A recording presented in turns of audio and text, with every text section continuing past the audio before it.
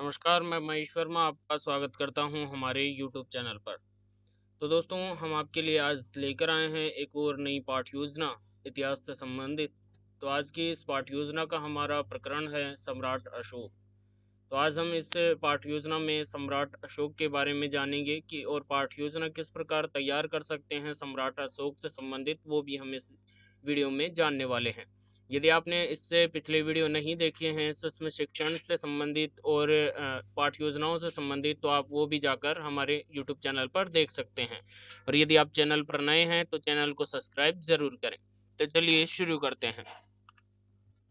तो सबसे पहले आपको यहाँ पर श्यामपट पर ये विद्यालय का नाम, छात्र अध्यापक क्रिया, जो छात्र अध्यापक का नाम होता है, विषय, दिनांक, कालांश, समयावधि, और ये आपको कंप्लीट कर लेना है। प्रकरण आपको जब आप पाठ योजना प्रस्तुत करेंगे तो प्रकरण आपको प्रस्तावना प्रश्नों के बाद ही यहाँ पर लिखना होता है और प्रकरण को आप अंडरलाइन जरूर करें।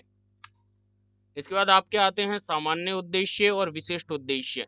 तो सामान्य उद्देश्यों में आप लिख सकते हैं कि छात्राओं में या फिर छात्रों में रुचि उत्पन्न या जागृत करेंगे। या आप सामान्य उद्देश्य और विशिष्ट उद्देश्य आप लिख सकते हैं। इसके बाद सहायक सामग्री आती है। सहायक सामग्री में आप चौक, डस्टर, रोलर बोर्ड, चार्ट, अन्य उपयोगी कक्ष उपयोगी जो उपकरण है वो आप लिख सकते हैं। पूर्व ज्ञान आपको जरूर लिखना है। पूर्व ज्ञान में आप लिख सकते हैं कि छात्र छात्राओं अशोक के विषय में सामान्य जानकारी रखते हैं। इसके पश्चात आपके आते हैं प्रस्तावना प्रश्न। प्रस्तावना प्रश्न में आपका पहला प्रश्न है कि मौर्य वंश की स्थापना किसने की। तो यहाँ पर चंद्रगुप्त मौर्य आएंगे और चंद्रगुप्त इसी से जिगजैग करते हुए आपको दूसरा प्रश्न बनाना है, चंद्रगुप्त मौर्य के पुत्र का नाम।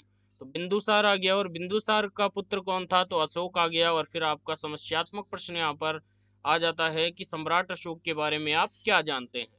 फिर आपको उद्देश्य कथन कहना होता है कि विद्यार्थियों, आज हम सम्राट अशोक के बारे में विस्तार पूर्वक अध्ययन करेंगे। इसके पश्चात आपका आता है प्रस्तुतिकरण, कि किस प्रकार आप जो सम्राट अशोक प्रकरण है उसको प्रस्तुत करेंगे छात्र छात्राओं के सामने। सबसे पहले आपको 3 शिक्षण बिंदु लेने होते हैं। तो हमारा पहला शिक्षण बिंदु यहाँ पर है अशोक का परिचय।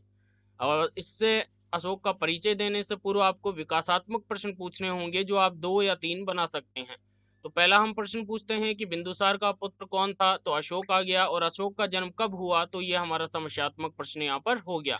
इसके बाद जो छात्र अध्यापक कथन होता है, जो छात्र अध्यापक कथन होता है वो यहाँ पर बोला जाएगा। तो छात्र अध्यापक कथन में ये पूरा जो सम्राट अशोक का परिचय है वो आपको यहाँ पर दिया जाएगा। और यही आप श्यामपट्ट पर भी जो मुख्य मुख्य बिंदु हैं वो श्यामपट्ट पर आप समझाएंगे। सहायक सामग्री में आपको सम्राट अशोक का चित्र लगा देना है।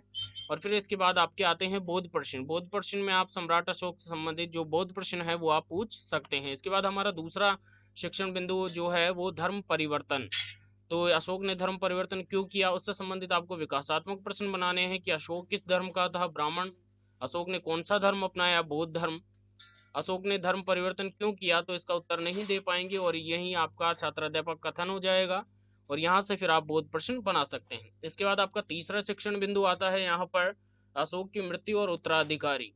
तो यहाँ पर ये आपको विकासात्मक प्रश्न पहले पूछने होंगे। इसके बाद छात्र अध्यापक जो कथन आता है वो, और श्यामपट्ट में आपको यहाँ पर जो मुख्य मुख्य बिंदु हैं वो श्यामपट्ट में आपको लिखने होंगे। इसके बाद आपके बोध प्रश्न आते हैं। सारे आपको एक जैसे ही करना है, बस आपको यहाँ पर जो आप शिक्षण बिंदु ले रहे हैं उससे संबंधित आपको प्रश्न और जो छात्र अध्यापक कथन होता है वो आपको लिखना होगा। इसके पश्चात आपके आते हैं यहाँ पर मूल्यांकन प्रश्न। तो मूल्यांकन प्रश्न आप बना सकते हैं स्वयं, और मूल्यांकन प्रश्न कुछ यहाँ पर भी दिए हुए हैं। अशोक के पिता का क्या नाम था, धम्म का अर्थ क्या है, अशोक ने किस चीज का निर्माण करवाया। तो ये सारे जो प्रश्न हैं जो जो आपने पढ़ाया है वो सारे प्रश्न आप यहाँ पर ले सकते हैं। और एक जो आपका मूल्यांकन प्रश्न है वो आप तैयार कर सकते हैं। तो इस प्रकार आपने एक जो प्रकरण सम्राट अशोक की पाठ योजना आज तैयार कर ली। तो वीडियो को अंत तक देखने के लिए आपका धन्यवाद। यदि चैनल पर नए हैं तो चैनल को सब्सक्राइब जरूर करें और सूक्ष्म शिक्षण से संबंधित वीडियो हमारे चैनल पर आप जरूर देखें।